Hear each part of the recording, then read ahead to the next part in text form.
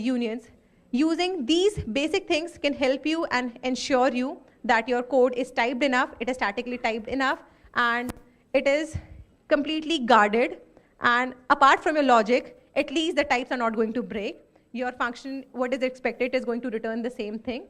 And it all comes down to you that now you have to write the logic in the way it's going to work. So that was all. Thank you so much.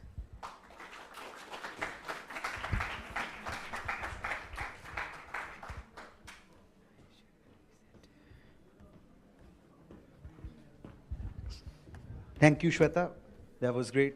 Well, now we know TypeScript. So throughout the day, we have learned so many new things. And in case you ever end up making any of these things, you might want to scale it. So next up, we have Tapas, who's going to teach us how to scale our JavaScript apps in a reliable way. So give it away for Tapas. Thank you. I'll use this HDMI one, because the other one doesn't work. Yeah, this way. All right.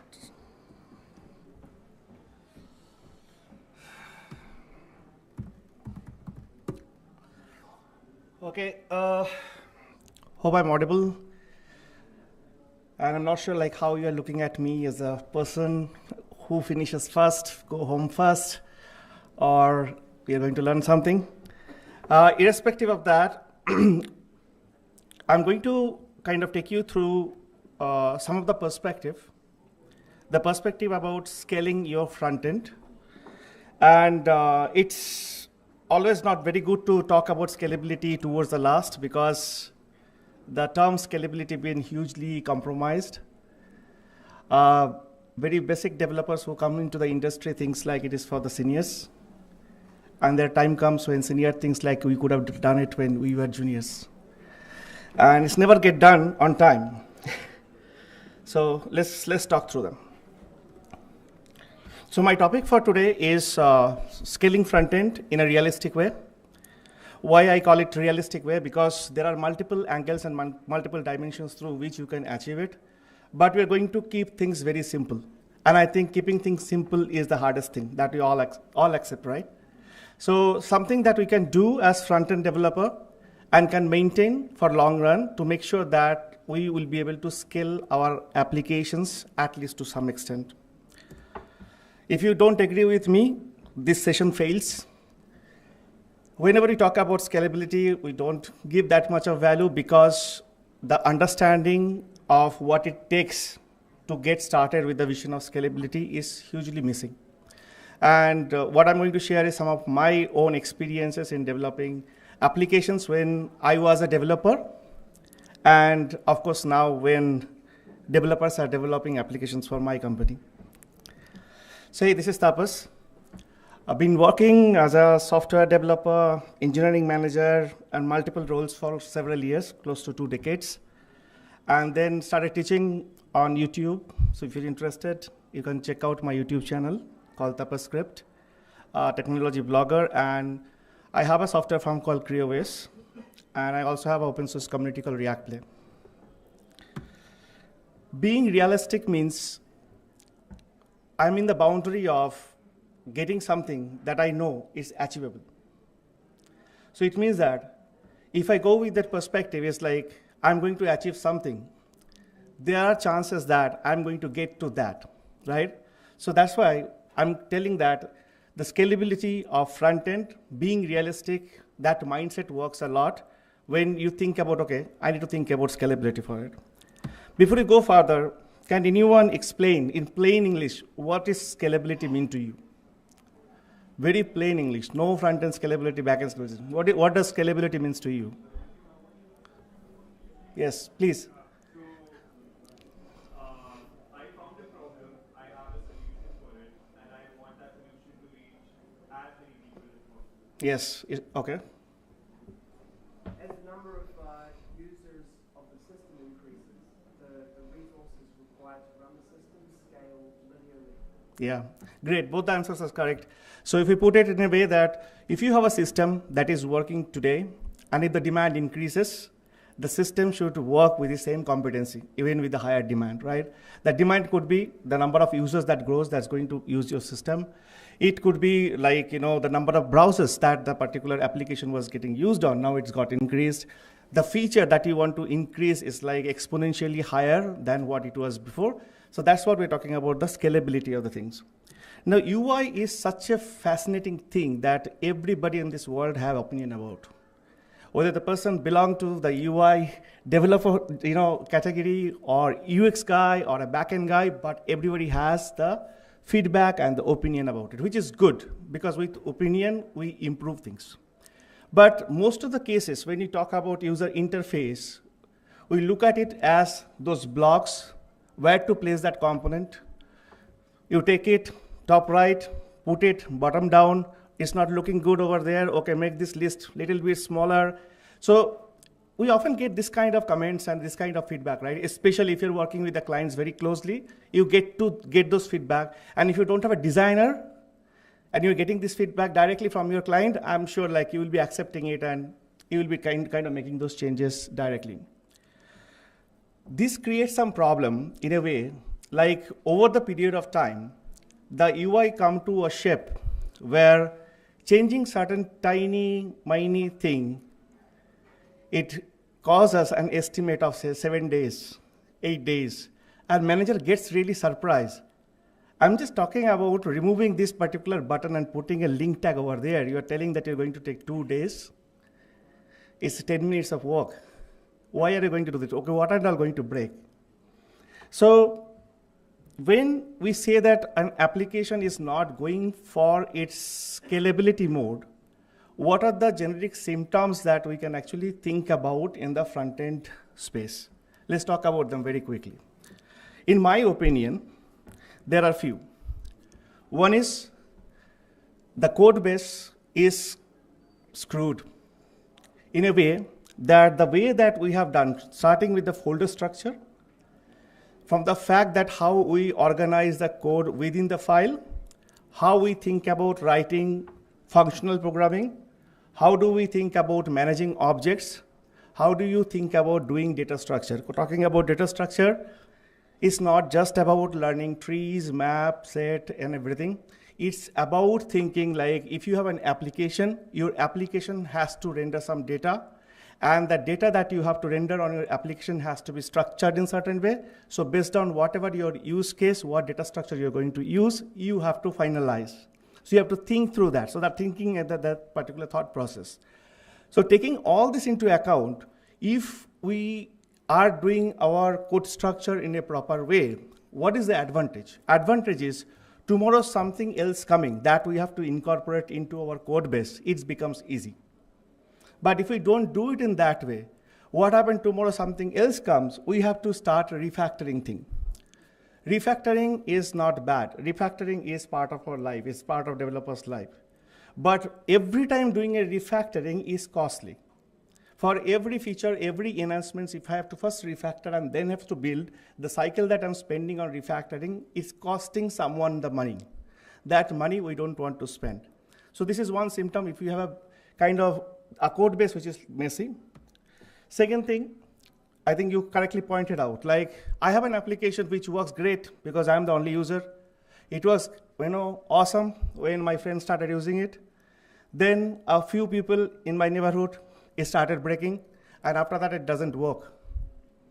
It doesn't work because I haven't thought about it when I started doing the vision for this particular application. Of course, if it's a side project, perfectly fine, no worries. But if you are paid to build an application, you're working in an organization, and they are expecting you to build something which will be used for folks beyond just you and some other people, the more number of users, that's something to keep in mind. So another symptom of where the scalability is failing, that when the user base increases, your application is not really scaling up to it. The next thing is about the coupling. Coupling in life is really good, but coupling in programming is bad. Okay, so what does coupling mean? It's like everything is tying together, right? You want to change something in one place, you cannot do it because something else is going to break. And that other developer from that team is going to come and shout at you saying that, what have you done? Of course, we are not that familiar of writing all our unit test cases, integration level test cases, end-to-end test cases. These are all standard practices. If you're writing it, even if it is failing and the test cases is reporting that particular fail, you have a chance to kind of come back and knowing it and start correcting it. Even in that case also, why would you bring the situation in such a way where that coupling exists so tightly? So this is another symptom. Then I'm not sure how many of you realized there are applications where one side of the application would look very different than another side of the application. Style-wise, theme-wise, everything. And if you ask hey, why this list box looks different than the list box on that particular page, the developer may answer oh, I have to copy the style. I have not copied the style on that particular list box. That's the reason that it is looking very different. And if every time somebody has to copy the style for each of the components, similar component that they want to use in multiple pages, we are not scaling, right? It means that the developer effort that we are spending for doing the similar thing repeatedly for our application is going to cost us a lot. Monolith, we had a great talk. Micro front-end, monolith. Again, I don't have a very strong opinion against monolith or the micro front-end in general. But when it comes to scalability means you have a team of 4, and everybody jumping into doing the same thing together at the same time versus 2 people, 2 different teams, 2 different features parallelly able to handle. Which one would you choose? I'm sure the second one, because you would have a lot of accelerations in terms of delivering to your customer. So that's why you would be probably trying to break monolith. You want to go for the micro front-end, which you're going to talk about a bit. And then the last thing, this is also, I'm sure that you would have noticed that a customer comes in, and the customer, what they want is to let's create a table, and the table should have the, that virtual scroll. Once you scroll down, and it will start, adding the users in that particular table. Let's add this particular feature. Okay, great. Then the manager goes to developer. Why don't you do it? How many days is going to take? And the developer says that I have to redo the table. The data table doesn't work in that mode. And if I'm going to add this feature, it's going to break somewhere else, and another 30 customers are using it. I don't know how to do this particular thing without breaking the back or without taking care of the backward compatibility. So another aspects where the scalability goes in toss or the syndrome is where you have huge limitations in terms of adding any new feature to your existing applications. Okay, so with these thoughts, for scalable front-end, what I personally feel is there are a few things that we can take care or we can think through at a very basic level. One is about thinking about the reusability. For that, I'm sure in today's world, the kind of libraries and the framework that we are using, the way that we are pushed towards the component architecture, component level design architecture, breaking the functionality into unit components so that the component will do one job very well, and you can reuse the components many places. Let's take an example. Let's say that you have a web page. Just visualize, I don't have that image. It has a header. At the right side of the header, there is a nav bar. And there you have GitHub icon, Facebook icon, Twitter icon. And you were asked to develop that. So you have a HTML header. Inside that, you have 3 anchor tags. You have added those 3 things. Now, after 2 months, those 3 icons are again needed in the footer. So again, you'll be copying those 3 lines of code and putting into the footer? No, it's not, right? It's better that you create that as a component and reuse that component wherever it is required. It's a very simple example. That example, you can make it as big as possible. So reusability, component architecture, trying to test your component independently in its isolation and making sure that it works, it is doing its job perfectly is what matters. So if you are thinking about scaling your front end, make sure that the component architecture is something that you start adapting to and see how you can break the things into multiple components. Next, separation of concern. I'm going to talk about it in a minute. Modular architecture and better data handling. Last is the design system. So component architecture, I have spoken. Let's talk about the separation of duties. This is very simple because we are not in 90s anymore, where a HTML page has the presentation. Inside the script tag, we have all the business logic. And then there is a style tag inside that there is all CSS. We don't do this, right? 90s kids used to do. Now what do you know, like, we have to separate out each layer in such a way that we build our things much, much independently possible. So we have a presentation layer, we have the business layer separated, we have the database side of things that has been handled. If we need caching, the layer is there for that. If we need authentication mechanism, the layer is there for that. So there is a separation of concern, there is a separation of duties that is established, so that if a change required on a particular layer, the change happen only on that particular layer without impacting every other layer that is there on the side by side of it, right? So that gives you a good hand for not kind of mingling with something else unnecessarily that doesn't have to go any kind of changes.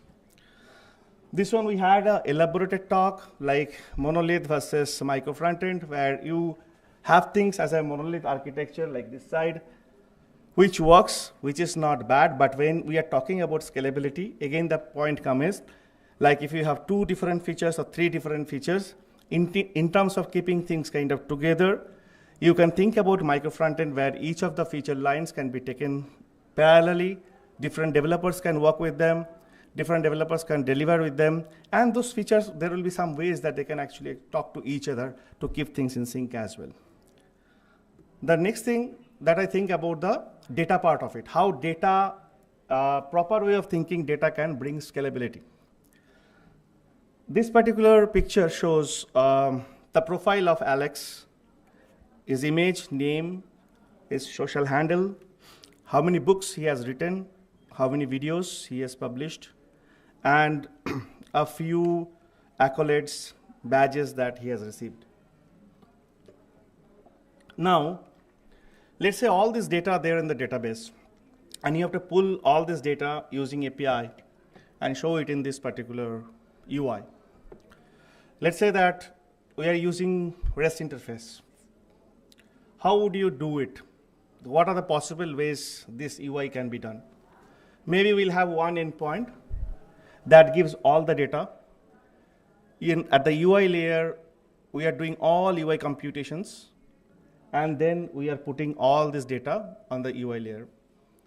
Tomorrow, if there is one more information that I want to have in this particular UI, if I am not thinking about doing the component architecture on this particular UI, I probably have to rewrite some of the things that I've already written before because I don't have reusability, I'm lacking reusability. So that's the first thing. Second thing, let's say you have taken care of it. But again, single API, single REST API giving you a mammoth response object, JSON object, that you have to parse in the UI, and then you have to extract the data out of it, and then again you have to put it to your individual component and you have to build it. That's again a problem because tomorrow, if the response changes, your component again has to adhere to this new response and start doing something about it. It's a problem. It's a problem. You are not able to scale your product very, very easily because you have all these problems again and again. Then you might be able to think like, okay, great, then one REST endpoint probably is not a good idea. Let's create multiple REST endpoints. Maybe one REST endpoint that is going to give Alex all personal informations like photo and all this thing. One about like, how many books he has written, /books. Another is /videos. Another is like /accolades and everything. That is great, but again, you have to now may have some kind of maintainability problem where you have to maintain 4 different REST APIs for your UI to consume. Or you would go for GraphQL in this case, where you have always one endpoint, and it will give you only the data that you're looking for your UI to consume. It's your choice. So the choice is very important when you are dealing with the data, that where exactly is going to make it much, much scalable for you, much, much maintainable for you. The last thing about the scalability stuff that we were seeing is about the design system. How many of you have built design system? Any of you? Excellent. So, and how many of you use design system? Good. Good, good, good. So the life without design system was always like copy paste from somebody else. And that is traditionally, we have been doing, no crime with that. But the way the design system changed the thing is like, it is now giving you one perspective to look into how your design should be. If you need color, there is a color palette. If you need typography, there is typography. If you need icons, you have to select from there. If you want to know like how a profile page should look like, there is a profile page. Think of it, so there is a radio button and all these things.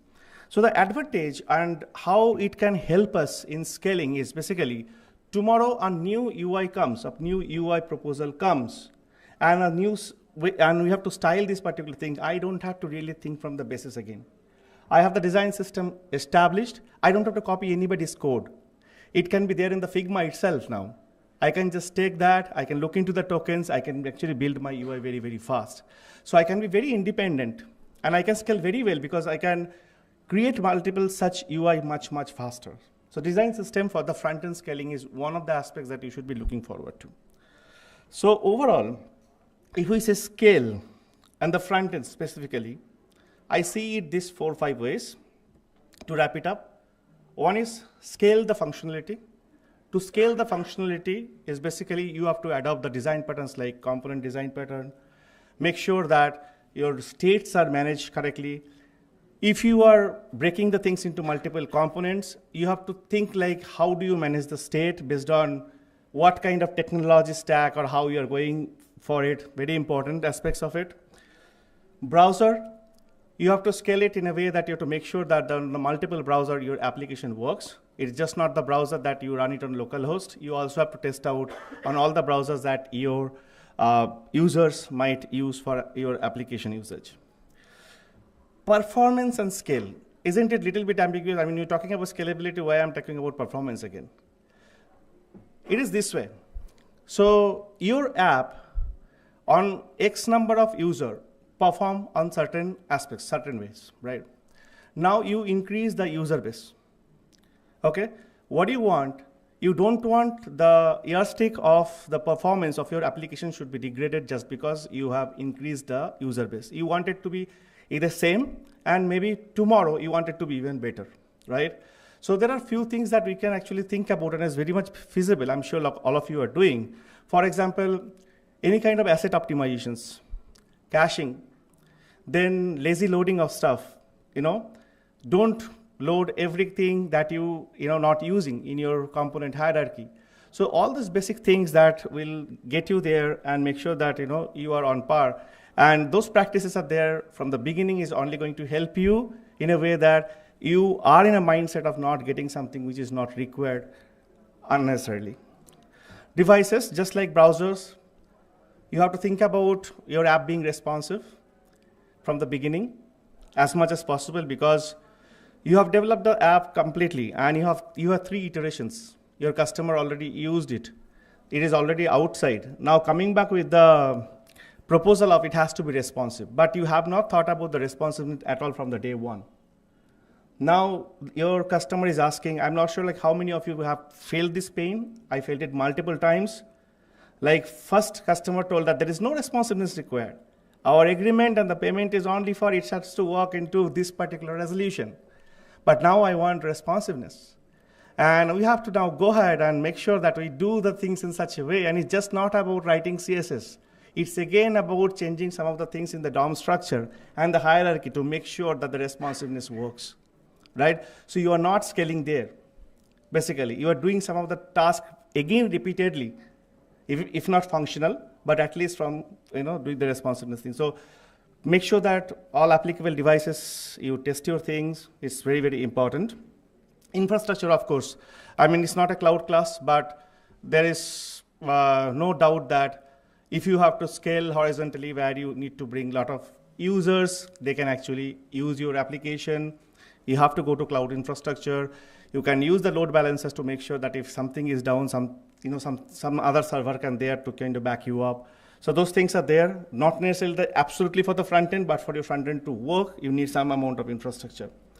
And the last but not the least is the team. If the team doesn't scale, nothing else scales. So again, if the problem comes, like there is a deadlock of 2 people on whom your rest of the 10 people are waiting, you will be delivering after 6 months only. That's the truth. So how do we make teams scalable? By doing all these things that just now we spoke. Bring the standard practices. Bring that kind of culture that how things should be committed, how frequently things should be committed.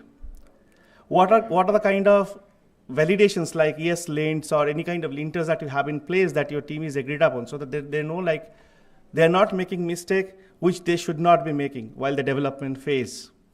The kind of testing that you guys agreed upon, bring those things into picture, right? And make people independent as much as possible. Okay, cancel. Okay, so with that, I hope the scalability aspects of the guy increases and it become happy. Scalability, of course, come with a cost. It is not free. We all know.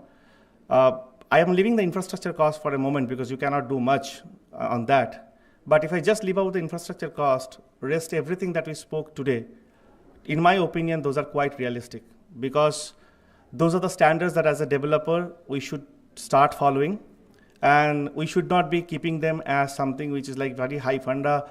Somebody like me or anybody else should only come and talk. We should keep them in practice. We need to bring them into our practice and try to see like what portion of it we can keep it in our application and our development to make the difference.